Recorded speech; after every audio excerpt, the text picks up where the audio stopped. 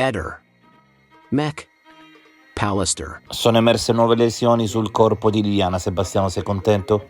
Ma guarda, ripeto quello che ha detto anche il fratello, cioè noi siamo qua da 3 anni quasi che cerchiamo di sapere qualcosa e vengono fuori queste novità. A un certo punto non è una cosa carina, capito? Non è una cosa, è una cosa troppo importante per non dirla nel momento. Cosa hanno fatto? Come è venuta fuori questa cosa qua?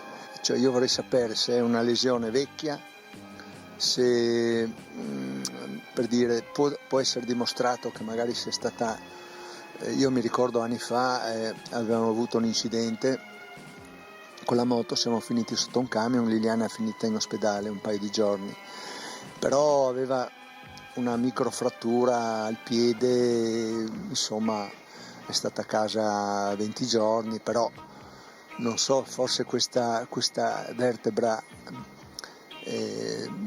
può aver avuto una lesione, magari senza dolore, non lo so. Giusto, quindi sono lesioni vecchie, non appartengono al periodo della scomparsa, quindi lei così non è stata uccisa, ma è morta da sola. Sì, per me, io penso a tutto, possono essere lesioni vecchie, capisci? Cioè tirarla fuori adesso, dopo 3 anni, mi sembra veramente, non dico una presa in giro, ma insomma così. E cosa magari ci aspetta il futuro? Che magari viene fuori qualcos'altro, capisci? Questo è quello che mi domando io. Sebastiano, guardando i miei vecchi video, non ti è venuto in mente che hai rischiato con le cose che hai detto di tirarti la zappa sui piedi? Non cambieresti qualcosa? Tantissimo, guarda, io quando rivedo certe mie interviste mi metto le mani su quei pochi capelli che mi sono rimasti, perché indubbiamente mi rendo conto che per me è stato uno shock fisico, mentale veramente impressionante. Non sapere certe cose, non avere risposte e avere queste persone che comunque ti accusano, ti dicono di tutto qua e là. Certamente oggi risponderei come sto rispondendo adesso. Quindi risponderesti con maggiore confusione ancora. Diciamo che l'ecologia, la zoologia non è una scienza esatta, quindi io non posso dire ciò che è veramente impossibile. Posso dire che è improbabile. È altamente improbabile perché la fauna che c'era in questa zona, perché ora ovviamente questa zona qui è talmente frequentata purtroppo per il caso di cronaca che ho notato un cambiamento notevole, c'è talmente tanto odore, frequentazione, rumori umani. Quindi dobbiamo tenere presente la fauna che invece c'era all'epoca dei fatti, e la fauna era veramente abbondante perché essendo una zona di contatto tra la fauna urbana e la fauna dell'altopiano carsico, che riesce, attraversando solamente una provinciale e seguendo una zona alberata, un canalone che è alle nostre spalle, ad arrivare fino in città, e ci arriva soprattutto d'inverno in cerca di cibo. Proprio alle nostre spalle c'è un sentiero che può sembrare adesso un sentiero umano, mentre questo sentiero qui era proprio la via attraverso un foro nella rete che facevano i cinghiali per arrivare all'interno del parco, e facevano anche le volpi, perché la fauna, vi dicevo, è variegata. Arrivano dal Carso, arrivano cinghiali, arrivano volpi, arrivano faine. Io ovviamente parlo degli animali che sono noti in qualche modo per consumare anche corpi morti. Ho trovato uno sciacallo dorato anche una volta. E poi abbiamo anche la fauna urbana, perché comunque siamo anche, ricordiamolo, su un cumulo che è quello che è anche un'ex discarica dell'ospedale, e quindi abbiamo ratti di 2 specie, abbiamo i topi, e poi abbiamo gli uccelli che arrivano in volo. Abbiamo ben 3 specie di corvidi: la ghiandaia, la gazza, la cornacchia grigia, e poi abbiamo la poiana. Notevoli di animali che sarebbero perlomeno incuriositi nel trovare un corpo, nel localizzare un corpo. Strano che non abbiano perlomeno neanche sfiorato o alzato dei vestiti, no? Alzato i sacchi. Ma teniamo presente che questa è una zona in cui circolano anche molti gatti domestici, e vengono ogni tanto lasciati liberi dai padroni dei cani senza guinzaglio, perché appunto era un boschetto poco frequentato, quindi capitava spesso che le persone lo usassero come area sgambatura cani. E anche proprio un cane e un gatto, che non hanno grossa difficoltà con gli odori umani, è difficile che non siano andati a curiosare, non abbiano un po' graffiato, alzato un attimino il telo, non abbiano segnato la presenza ai padroni, quindi è tutto altamente improbabile. Io l'unica cosa che vorrei sapere è quella telefonata del giorno 13 tra Sterpin e Liliana, di 16 minuti. Cioè lei aveva il contapassi, ha fatto in casa, ha fatto 54 metri e 48 centimetri. E perciò questo dimostra che Liliana era sconvolta, camminava su e giù e qualcosa Sterpin ci deve dire. Il fatto di non poter dimostrare questa storia d'amore che non esiste. Avevamo primo comprato tutti i mobili, erano più di 10.000 euro. Secondo, avevamo già parlato con l'agenzia che volevamo andare in Brasile da questi amici Sandro e Ligia.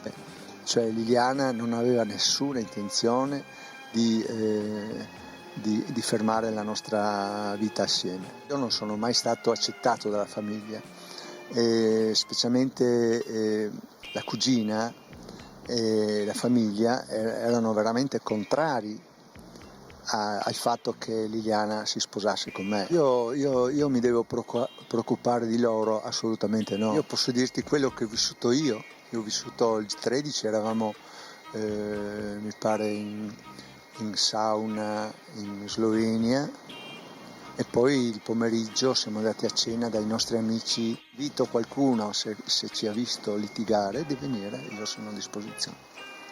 Sono chiacchiere, sono solo chiacchiere. Da quando sospetti che Sebastiano possa avere un ruolo? Ma dopo le prime interviste che ha fatto con le TV e dopo le interviste sui giornali eccetera, perché non raccontava, almeno per quanto mi riguarda, stava raccontando esattamente il contrario di quello che aveva raccontato a me, tipo la colazione, tipo i cellulari, tipo la porta chiusa, tipo che ha avvisato la polizia del magazzino, della moto, cioè queste per me erano bugie. E io mi chiedevo, ma perché se me hai detto una cosa, perché devi dire delle bugie al SIT quando ti chiamano? Perché? Non capivo il perché. E lì ho visto che le cose prendevano una brutta piega. Poi sentendo Sergio eccetera abbiamo capito che lui inventava le storie. Lui andava in televisione dopo di noi e raccontava l'esatto contrario di quello che avevamo raccontato noi, perché lui ha fatto per 3 anni questa tattica, come quella di trovare i cordini nel cassetto. Li ha fatti trovare quando ha saputo che nel cordino c'era il DNA. Insomma, non saranno nostre fissazioni, ok, saranno nostre fissazioni, però messe tutte quante insieme ti fa pensare.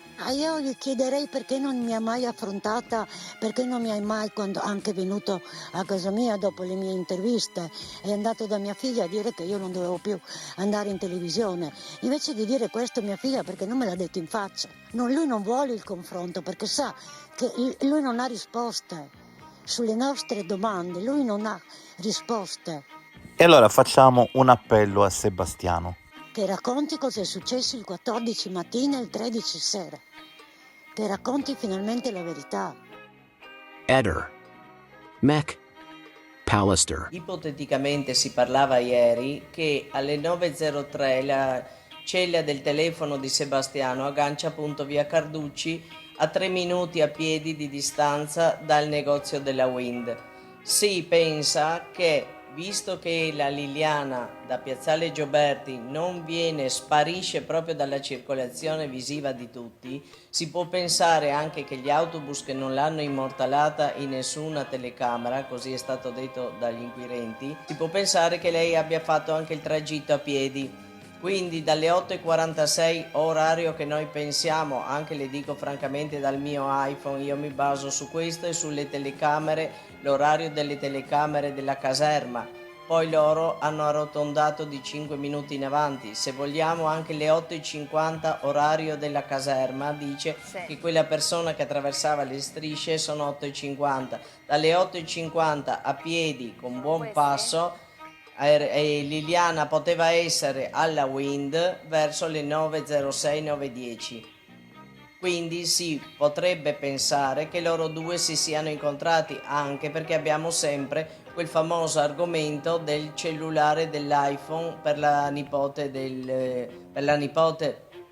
di Sebastiano, quel telefono in cui la nostra amica Laura, che purtroppo la saluto anche se in un altro posto ormai, ecco, e lei disse che c'erano delle discussioni fra Sebastiano e la moglie per l'acquisto di questo cellulare per la nipote. Quindi io non ho mai capito perché alcune persone non trovano attendibile quello che dice Claudio, nel senso, quale interesse avrebbe potuto avere Claudio nel dire che lei gli ha telefonato e soprattutto che ha detto guarda, ritardo di mezz'ora. Io insisto, non è che ha detto guarda, non ci vediamo oggi perché devo fare gli affari miei o perché ho il marito a casa oppure devo suicidarmi. No, lei ha detto a lui guarda, ritardo di mezz'ora, una roba penso normale per tutti. Quindi se lei anche avesse voluto andare a piedi, visto che non ha i cellulari dietro, non ha il Green Pass, cosa che non ho mai creduto che in quella borsetta mancassero questi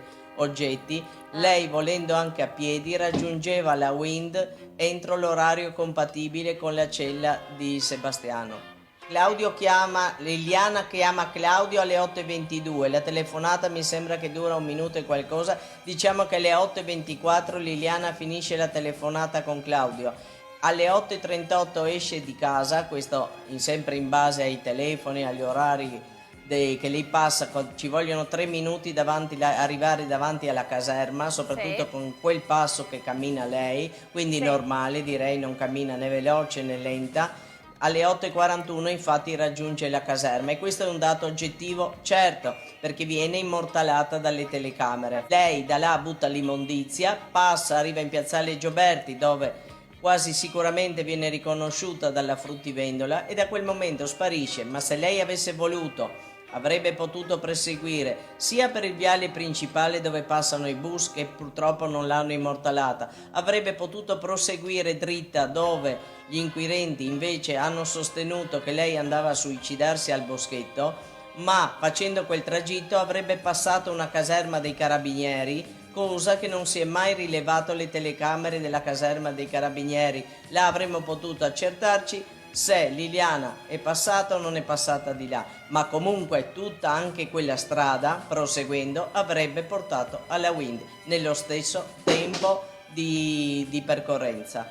Silvia, tu cosa sapevi di Claudio? Io non sapevo di Claudio. Quando Sebastiano è venuto a casa mia dopo 2 o 3 giorni a consolarmi, diceva lui, io pensavo invece che fosse in giro per città a cercare Liliana, a fare appelli, a mettere foto dappertutto, a chiedere ai negozianti, a chiedere agli amici. Lui non ha fatto nessuna telefonata, né parenti e amici, sono stati loro a chiamare lui. Ecco, quella mattina, quando lui mi spiega cosa ha fatto, cosa non ha fatto, la colazione, è uscito, eccetera. Io a un certo punto lui mi dice, forse salite in auto con qualcuno. E io gli dico, ma cosa stai dicendo? Liliana non sarebbe mai salita in auto con uno estraneo.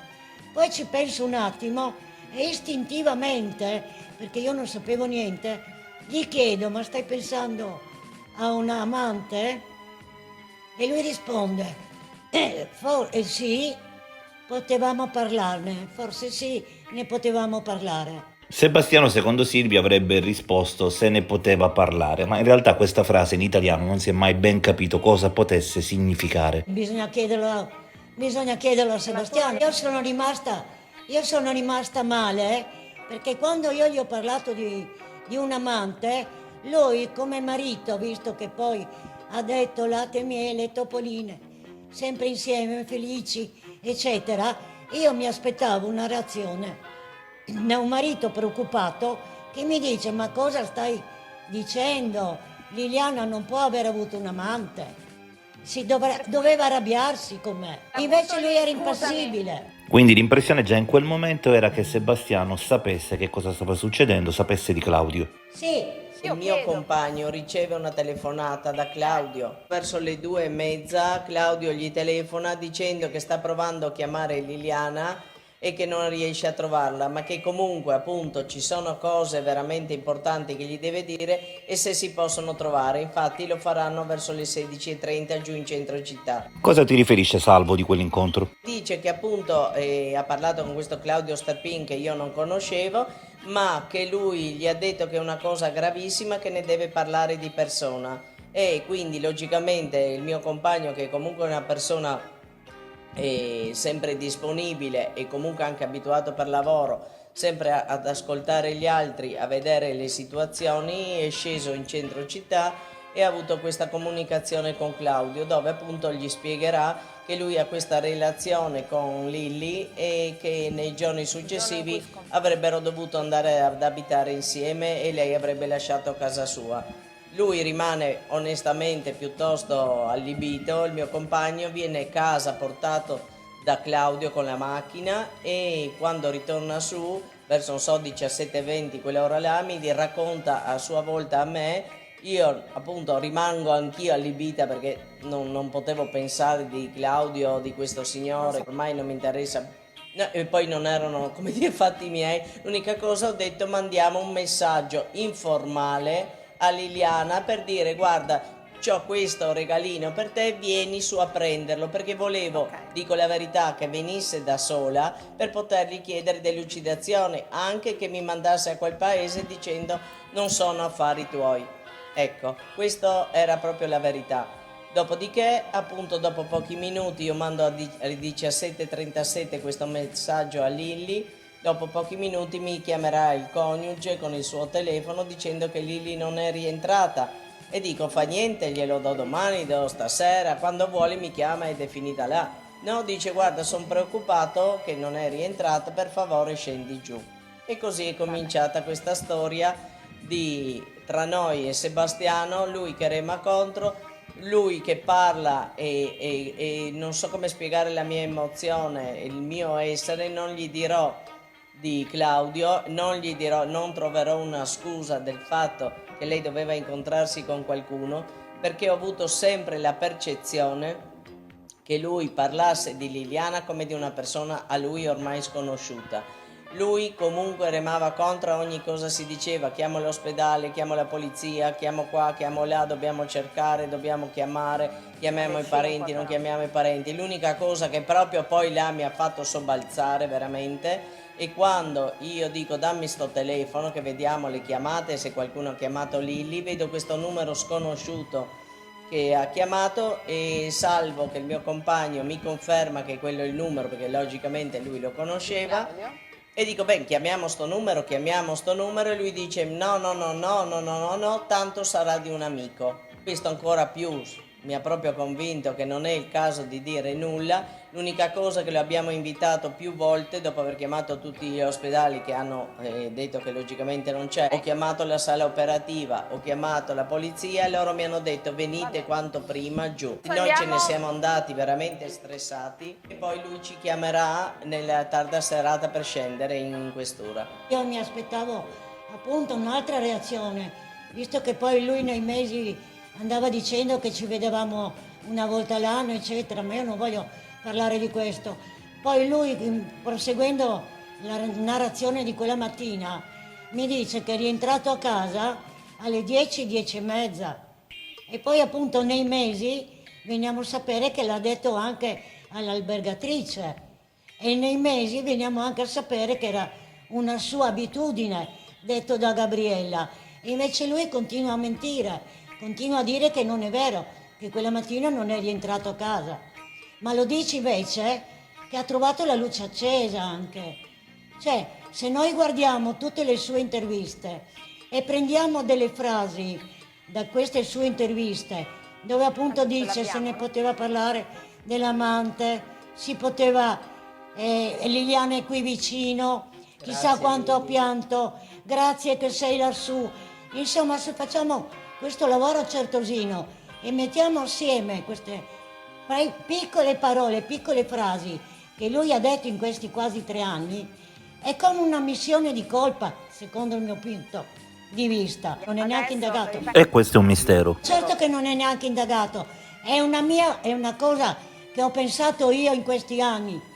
Mettendo insieme queste frasi, qualcosa riesce ad estrapolare di verità, la mia. Ho già detto, ma lo dico proprio per normalità, molto spesso Sebastiano faceva i giri, molto spesso in moto, andava a fare, anche per praticità e velocità, andava a fare i giri dei coltelli. Dopodiché, siccome gli davano anche qualche magari pesce, qualcosa da fare, andava a casa, preparava, come dice lui, il sughetto, sapeva che Lili magari non tornava a casa, dopodiché prendeva magari la macchina e andava a farsi un giro in bicicletta. Ma questo è proprio successo sempre, ma anche dopo la morte di Liliana lui comunque tornava a casa. Questo invece è cambiato quando si è messo il suo gabbiotto per affilare i coltelli in nero a casa. Allora adesso ha cambiato gli orari. Però prima è sempre successo, cioè io non trovo nulla di anormale che lui non confermi questo, perché era così.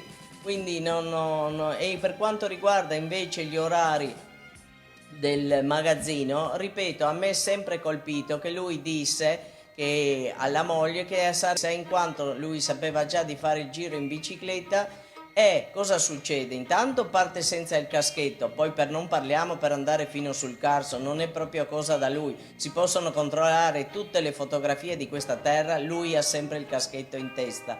Seconda cosa, nel giro della GoPro, questa GoPro che adesso comincia a barcollare e far acqua da tutte le parti, lui alle 12:47 aggancia con il suo cellulare la cella di via San Primo che si trova a San Giovanni, mentre lui a quell'ora con i video della GoPro risulta essere sul Carso. Lui stava facendo, come ha descritto anche dai video che ha consegnato agli inquirenti, stava facendo tutt'altra zona, una passeggiata in bicicletta sul Carso che sta parecchio distante da dove viene rilevata la cella. Levata nel rione di San Giovanni, vicina diciamo all'entrata del parco e teoricamente dove hanno ritrovato Lilli. Ecco, e lui alle 12:47 quella cella non avrebbe dovuto essere agganciata in quel posto, ma dovrebbe avere una cella con tutta un'altra zona dove appunto stava facendo il giro in bicicletta. Alla zona del C'è Carso. qualcosa che non torna, Questo anche perché hanno detto che non sarebbe stato fattibile anche in linea d'aria, visto come è fatta il nostro territorio, agganciare,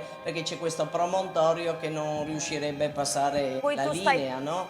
Questi sono i dati che escono dalle celle telefoniche. La verità sono della perizia dell'avvocato di Sergio, dove appunto risulta dai tabulati. È facilissimo trovare le telefonate e i collegamenti di Sebastiano anche i martedì prima, i mercoledì prima quando li faceva in magazzino. Facilissimo, basta guardare i tabulati e i consumi. Quello che io non ho mai capito onestamente da parte degli inquirenti, hanno girato come un calzino addirittura Claudio nel fare le ricerche dell'elettricità e i consumi sulla ex moglie di Claudio, due mogli prima, anzi 30 anni, 40, non so quanto erano sposati prima, vanno a controllare la luce in casa della ex moglie, la prima anzi. Ecco, e non fanno i controlli della luce in casa loro dei coniugi? Come ho già detto, tutti gli orari sono riscontrabili proprio tramite tabulato telefonico, perciò come dato inconfutabile. E allora, alle 9:03 il suo telefono viene agganciato con la cella di via Carducci, via Battisti, che è appunto a 50-60 metri dal negozio Wind. E poi il telefono risulta spento proprio completamente per 3 ore.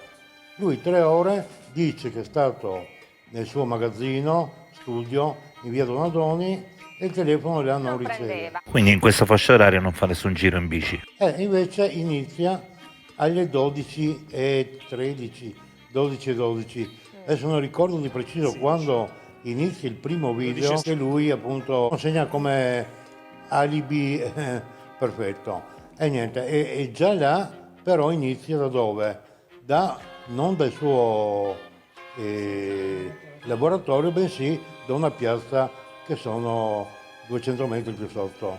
Già là cambia qualche secondo. C'è tutto sto giro che non va bene e che è manipolabile, proprio i dati è provato che si possono manipolare, e poi appunto arriva in Carso. E là, allora che lui invece dice di essere in Carso e mostra con una ripresa, Il cellulare è agganciato con una cella di San Primo, esatto, alle 12:47, praticamente una mezz'ora prima. È agganciato da un'altra parte, lui invece dice che è in carso. Già qua dà da pensare, secondo me. Poi devo anche rimarcare che lui aveva già un'altra GoPro, la numero 7, e poi ha preso la numero 9. Ecco, questa è anche qua ci sono due dispositivi, per dire. E sono uguali come funzionamento, tutto, solo come cambia la risoluzione. Siamo arrivati ad oggi dove tutte le barzellette che raccontavano che Lilli si era andata a suicidare nel pisciatoio, definito così dal marito, non certo dagli amici e parenti, perché in quel posto a San Giovanni sfido io chiunque a dire quanti sono andati a passeggiare in quel pisciatoio. Seconda cosa, oggi come oggi siamo arrivati al dunque, cioè penso che ormai, anche con la conferma dello zoologo, lì Liliana non c'è mai stata. Bene, l'hanno riportata e questo, quindi occultamento di cadavere, siamo tutti ormai convinti che questo è successo. Ho sentito molti opinionisti, cose che dicono sì, lei allora è morta quelle 48 ore prima, 30, li quante vogliono mettere.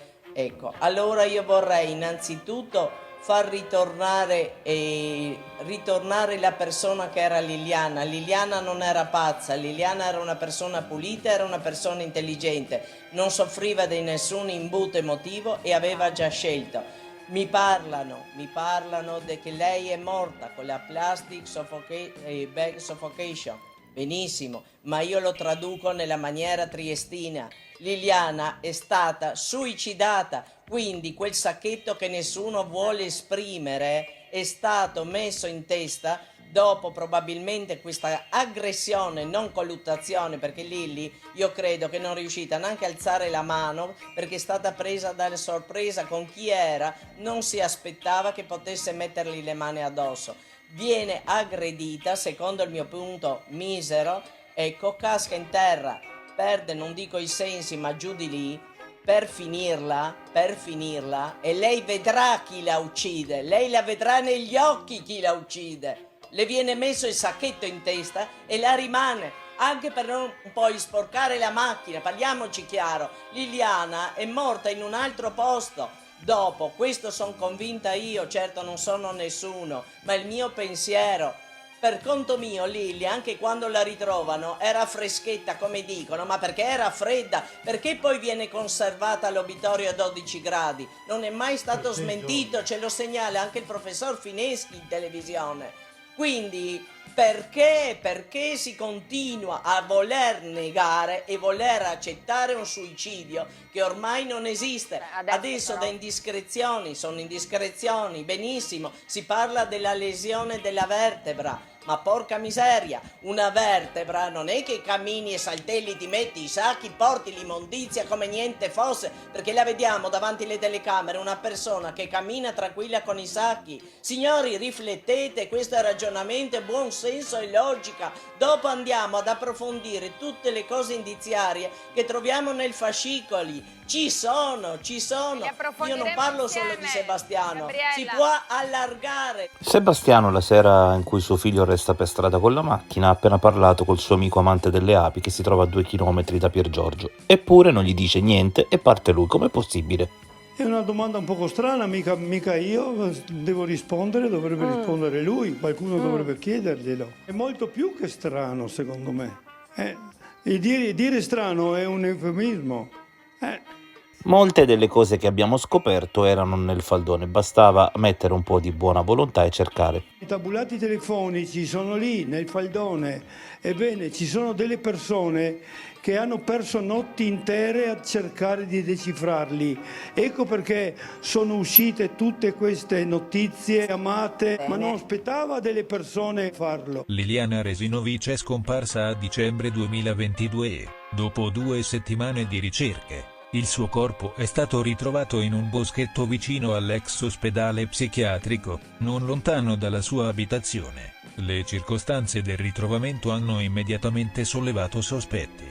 Il corpo di Liliana è stato trovato con la testa avvolta in sacchetti di plastica, un dettaglio che ha fatto pensare a molti che la scena fosse stata manipolata per simulare un suicidio. La famiglia di Liliana non ha mai accettato questa spiegazione e ha incessantemente richiesto ulteriori indagini. A febbraio, il corpo di Liliana è stato riesumato per una seconda autopsia, nella speranza di fare chiarezza su cosa realmente accadde. I risultati preliminari di questa nuova autopsia, pubblicati dal quotidiano Il Piccolo, hanno sollevato ulteriori interrogativi. Tra le scoperte c'è una lieve frattura alla lamina della seconda vertebra toracica, un'informazione che non era stata evidenziata nella prima relazione medico-legale. La prima autopsia aveva già messo in luce una serie di lesioni sul corpo di Liliana. Una palpebra apparentemente tumefatta, tracce di sangue nella narice destra, e infiltrazioni emorragiche nel muscolo temporale sinistro. Tutti questi dettagli hanno alimentato la convinzione della famiglia che Liliana non si sia suicidata, ma che sia stata vittima di un atto violento. Sylvia Reidin, cugina di Liliana, ha espresso pubblicamente i suoi dubbi, sottolineando che le lesioni, come la vertebra rotta, non erano state adeguatamente considerate. Ha aggiunto che, se queste ferite sono state effettivamente inflitte prima della morte, Liliana deve aver sofferto terribilmente. Un altro elemento che rende la teoria del suicidio poco convincente è lo stato del corpo e dei vestiti di Liliana al momento del ritrovamento. Considerando le piogge di quel periodo, ci si aspetterebbe che i vestiti fossero sporchi se il corpo fosse rimasto all'aperto per 21 giorni. Al contrario, i vestiti erano puliti, e il corpo era intatto, suggerendo che Liliana potrebbe essere stata portata nel boschetto solo poche ore prima del ritrovamento. Questa teoria è supportata anche da un nuovo rapporto peritale che suggerisce che Liliana possa essere morta il giorno stesso della sua scomparsa, il 14 dicembre. Il legale della famiglia, Nicodemo Gentile, ha dichiarato che si sta delineando un quadro incompatibile con il suicidio. Ha esortato la procura e gli investigatori a riesaminare i fatti con obiettività, alla luce delle nuove evidenze che emergeranno dai consulenti nominati. Questo caso solleva importanti questioni su come vengono condotte le indagini in casi di morte sospetta e su quanto sia vitale il ruolo della famiglia e dei legali nel chiedere giustizia e verità. Continueremo a seguire questo caso da vicino, sperando che la verità su cosa sia realmente accaduto a Liliana Resinovic venga finalmente alla luce. Restate sintonizzati sul nostro canale per ulteriori aggiornamenti su questo e altri affascinanti casi di cronaca nera. Ehi, non dimenticare di iscriverti a questo canale.